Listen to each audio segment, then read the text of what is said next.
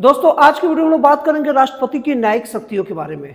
दोस्तों राष्ट्रपति की न्यायिक शक्तियों की बात की जाए तो भारत के अनुच्छेद 123 के हिसाब से राष्ट्रपति जो है वो उच्च न्यायालय के न्यायाधीशों की नियुक्ति करता है और अन्य न्यायाधीशों की भी नियुक्ति करता है। और अगर हम लोग राज्यों के अगर उच्च न्यायालयों की बात की जाए तो संविधान के अनुच्छेद 217 के हिसाब से राज्यों के उच्च न्यायालयों के मुख्य न्यायाधीश और अन्य न्यायाधीशों की भी नियुक्ति करता है। और दोस्तों संविधान की धारा 143 के हिसाब से राष्ट्रपति अगर कोई भी मामले पर चाहे तो सर्वोच्च न्यायालय से राय मांग सकता है, लेकिन सर्वोच्च न्यायालय न्याय देने के लिए बाध्य नहीं है। और साथ में यह भी व्यवस्था किया गया है कि राष्ट्रपति भी अगर वो राय कुछ दे दिया सर्वोच्च न्यायालय तो उसे भी मानने के लिए बाध्य नहीं है। और दोस्तों इसके साथ ही साथ उच्च न्यायालय और उच्चतम न्यायालय के सभी न्यायाधीशों को शपथ राष्ट्रपति ही दिलाता है। तो इस तरीके से राष्ट्रपति के एक न्यायिक या न्यायालयीय गतिविधियों में एक योगदान रहता है। और दोस्तों अगर राष्ट्रपति की अगर सैन्य शक्तियों के बारे में बात करें, सैनिक शक्तियों की बात करें तो फिर जल सेना, थल सेना और वायु सेना तीनों का जो प्रधान जो सेनापति और राष्ट्रपति होता है। और दोस्तों किसी भी देश का अगर युद्ध की घोषणा करना हो तो वो राष्ट्रपति के द्वारा किया जाता है। हालांकि इसमें एक नियम है कि मंत्रिमंडल की सलाह के बिना राष्ट्रपति युद्ध की घोषणा नहीं कर सकता।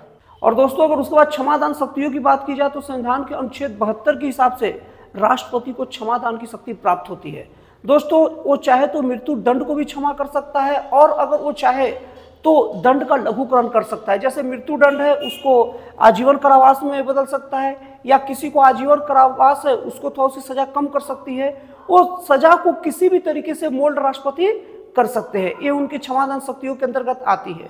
लेकिन दोस्तों ये भी ऐसा है कि वो मंत्रिमंडल की सलाह पर ही राष्ट्रपति ये काम करते हैं। दोस्तों अगर वित्तीय शक्ति के बारे में बात की जाए तो राष्ट्रपति हर 5 वर्ष के लिए वित्त आयोग का गठन करता है। दोस्तों वित्त आयोग का प्रमुख काम राज्यों और केंद्र के बीच में धन का स्पष्ट बंटवारा करना होता है। दोस्तों ये ध्यान रखिएगा कि राज्यों और केंद्र के बीच में स्पष्ट धन के बंटवारे के लिए ही वित्त आयोग का गठन किया गया है। और इसके बाद दोस्तों संविधान के अनुच्छेद 112 के हिसाब से राष्ट्रपति वित्तीय लेखा जोखा हर वर्ष पेश करता है, मतलब बजट हर वर्ष राष्ट्रपति संसद में पेश करता है। और दोस्तों वित्त आयोग द्वारा जो गठित जो रिपोर्ट रहती है वो कैग के माध्यम से, मतलब नियंत्रण एवं महालेखा परीक्षक के माध्यम से राष्ट्रपति के समक्ष रखी जाती है। तो दोस्तों इस तरीके से इसे राष्ट्रपति की एक वित्तीय शक्ति के रूप में देखा जा सकता है। दोस्तों इसके बाद बारी आती है वीटो पावर की। दोस्तों वीटो का मतलब होता है किसी भी चीज पर रोक लगाना। और दोस्तों राष्ट्रपति को कई मामलों में निषेधाधिकार का अधिकार मिला हुआ है और इसमें प्रमुख रूप से पॉकेट वीटो और निषेधाधिकार वीटो पावर प्रमुख है। दोस्तों पॉकेट वीटो का सर्वप्रथम प्रयोग ज्ञानी जैल सिंह द्वारा किया गया था जब 1986 में डाक सेवा से संबंधित कुछ विधि बनना था, तो उसमें इन्होंने वीटो पावर का प्रयोग किया था। और दोस्तों एपीजे अब्दुल कलाम ने अपने निषेधाधिकार वीटो का भी प्रयोग किया था। और दोस्तों इसके बाद संविधान के अनुच्छेद 111 में राष्ट्रपति को धन संबंधी विधेयक के मामले में भी कई मामले में वीटो पावर का अधिकार प्राप्त है।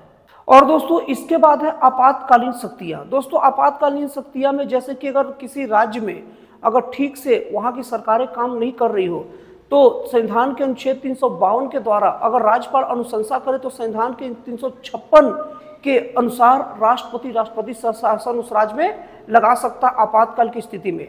और उसके अलावा दोस्तों राष्ट्रपति को भारतीय संविधान की धारा 360 के हिसाब से वित्तीय आपात लगाने का भी अधिकार है। वित्तीय आपात का मतलब ये होगा कि अगर ऐसा लगे केंद्र सरकार को, राज्य को कि देश की वित्तीय स्थिति खराब है तो वो अपने कर्मचारियों का वेतन में भी कटौती कर सकता है। लेकिन दोस्तों बहुत ही खुशकिस्मती की बात है कि अभी तक इस टाइप का मतलब वित्तीय आपात का अभी तक जरूरत देश में नहीं पड़ा है। दोस्तों इसके बाद राष्ट्रपति की कई शक्तियां ऐसा है जो उसके स्वविवेक पर निर्भर करती है और कई शक्तियां ऐसी है जिनके स्वविवेक पर निर्भर नहीं करती। दोस्तों जैसे स्वविवेक की शक्तियों का मतलब ये होता है कि राष्ट्रपति अगर चाहे अपनी मर्जी से वो काम कर सकता है, उसके लिए किसी की सलाह की जरूरत नहीं है। जैसे एग्जाम्पल के तौर पर राष्ट्रपति के पास अगर किसी विधेयक को हस्ताक्षर के लिए आए हैं तो राष्ट्रपति उसे चाहे तो रोक सकता है। दोस्तों राष्ट्रपति का अगर मन है अगर संसद को संदेश भेजने के लिए तो वो भेज सकता है, उसके लिए उसको किसी की जरूरत नहीं है।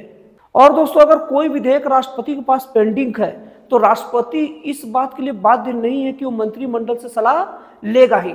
और दोस्तों वो प्रधानमंत्री को भी सलाह भेज सकता है और इसके अलावा वो मंत्रिमंडल के राय लिए बिना भी कोई भी डिसीजन भी ले सकता है। बहुत सारे मामले में ये सब राष्ट्रपति को स्वविवेक की शक्तियां प्राप्त होती है।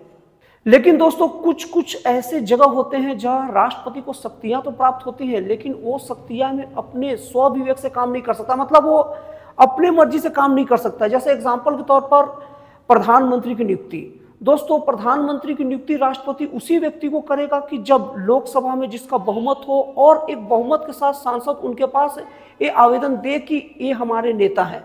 जैसे एग्जाम्पल के तौर पर राष्ट्रपति उसी को प्रधानमंत्री नियुक्त कर सकता है जो लोकसभा में बहुमत पा लिया हो, जिनके साथ बहुमत का समर्थन हो।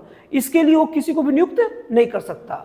दूसरी चीज दोस्तों, राष्ट्रपति अगर जो क्षमादान की जो शक्तियां प्राप्त है, वो क्षमादान भी ऐसा नहीं कोई आया राष्ट्रपति के पास, राष्ट्रपति का मन है तो क्षमादान कर दिया, ऐसा नहीं होता। वो पहले मंत्रिमंडल से सलाह लेते हैं और मंत्रिमंडल के सलाह पर ही किसी को क्षमा कर सकते हैं। उसके बाद दोस्तों राष्ट्रपति विदेश यात्रा, आधिकारिक विदेश यात्रा भी मंत्रिमंडल की सलाह से ही कर सकते हैं, स्वविवेक से नहीं कर सकते।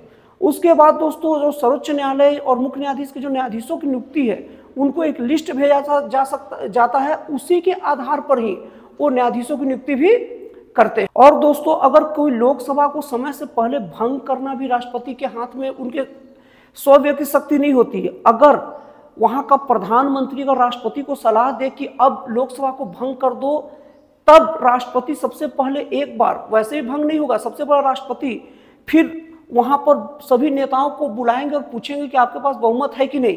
अगर कोई बहुमत पेश नहीं कर पाए तब लोकसभा भंग होता है।